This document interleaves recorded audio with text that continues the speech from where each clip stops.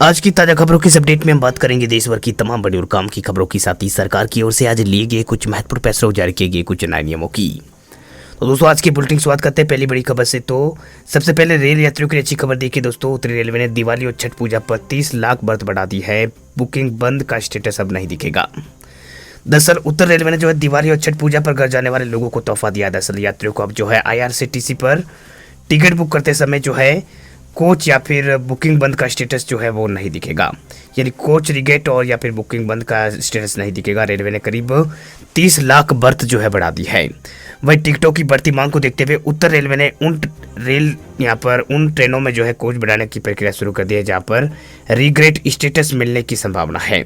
Railway के मुख्य जनसंपर्क अधिकारी ने बताया है कि स्टेटस रिग्रेट को लेकर जो है पायलट प्रोजेक्ट चल रहा है। रेलवे अधिकारी के मुताबिक इसका फिलहाल अच्छा रिस्पांस मिल रहा है। कहीं टिकट बुकिंग में परेशानी हो रही है जिस पर काम हो रहा है। ट्रेनों में 3,000 अतिरिक्त कोच जो है वो जोड़े गए हैं, जिसकी संख्या यात्रियों की भीड़ को देखते हुए जो है बढ़ाई भी जा सकती है। दोस्तों इसे होगा ये कि यहाँ पर त्योहारी सीजन के दौरान जो है स्पेशल ट्रेनें पूर्वांचल, बिहार और झारखंड, उत्तर प्रदेश के विभिन्न शहरों से यहाँ पर चलाई जा रही है। जैसे जैसे स्पेशल ट्रेनों की घोषणा हो रही है उनका शेड्यूल भी जारी यहाँ पर रेलवे की ओर से किया जा रहा है।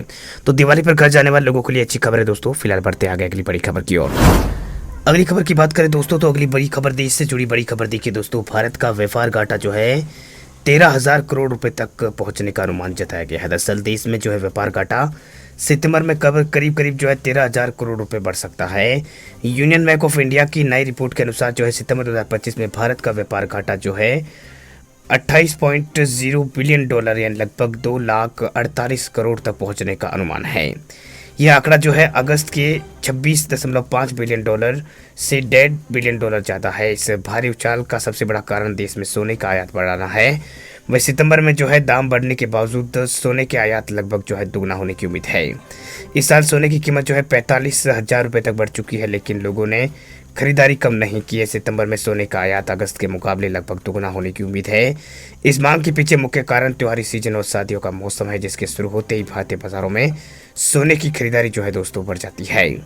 वह आयात के अलावा जो है भारत में निर्यात भी सुस्त बना हुआ है, जिसका बड़ा कारण वैश्विक मांग में कमी और अमेरिका के साथ व्यापार समझौते में देरी है। अमेरिका भारत के कुल निर्यात का लगभग 20% हिस्सा खरीदता है। वह अमेरिका से द्विपक्षीय व्यापार की गति धीमी होने की वजह से भारतीय निर्यात है उसके ऊपर सीधा असर पड़ा है दोस्तों। तो ये अपडेट है। फिलहाल बढ़ते हैं आगे अगली बड़ी खबर की ओर।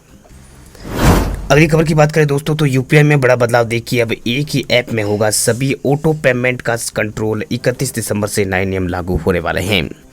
दोस्तों अगर आप भी यूपीआई से पेमेंट करते हैं तो आपके लिए बहुत ही ज़रूरी खबर है दोस्तों। अगर आप भी ऑनलाइन पेमेंट करते हैं तो आपके लिए बहुत ज़रूरी खबर है। दरअसल डिजिटल पेमेंट करने वाली जो यहाँ पर संस्था जो है NPCI, उसने यूपीआई के सिस्टम में बड़ा बदलाव करने का ऐलान किया है। ये नया फीचर जो है 31 दिसंबर से लागू होगा। दरअसल नए सिस्टम के तहत अब आप अपने सभी पेमेंट्स ऑटो पेमेंट पर किसी भी ऐप जैसे कि गूगल पे है, फ़ोनपे है, पेटीएम है, उस पर मैनेज कर सकेंगे। यानी कि आपने अगर कोई ऑटो पेमेंट सिस्टम अगर ऐड किया हुआ है तो पहले आप अगर फ़ोनपे से करते थे तो सिर्फ फ़ोनपे में आप उसको देख सकते थे, लेकिन अब जो नया सिस्टम आया है उसके तहत 31 तारीख से जो यहाँ पर नया सिस्टम आएगा 31 दिसंबर के बाद नए साल 2026 से, उसमें जो आप किसी भी ऐप जैसे गूगल पे है, फ़ोनपे है, पेटीएम है, किसी से भी जो है आप देख सकेंगे, उससे मैनेज कर सकेंगे। इसका मतलब ये है कि चाहे आपने बिजली बिल का ऑटो पेमेंट सेट किया हुआ हो या फिर नेटफ्लिक्स का सब्सक्रिप्शन या फ़ोनपे का, अब आप सभी पेमेंट किसी एक ऐप पर से कंट्रोल कर पाएंगे। बार बार आपको अलग अलग ऐप को खोलने की ज़रूरत नहीं होगी। अभी तक दिक्कत क्या हो रही थी दोस्तों, तो बता दें आपको कि अभी तक यूजर्स को हर ऐप में अलग अलग जाकर ऑटो पेमेंट चेक करना पड़ता था। इससे पेमेंट ट्रैक करना और मैनेज करना मुश्किल हो जाता था, लेकिन अब ये सब कुछ एक ही जगह पर आसान हो जाएगा। इससे फाइनेंशियल प्लानिंग जो है बेहतर रहेगी दोस्तों। तो ये अपडेट्स है दोस्तों। फिलहाल बढ़ते आगे अगली बड़ी खबर की ओर। अगली खबर है मौसम को लेकर। भारतीय मौसम विज्ञान विभाग के IMD ने अगले 24 घंटों में देश के कई राज्यों में बरसात को लेकर अलर्ट जारी किया है।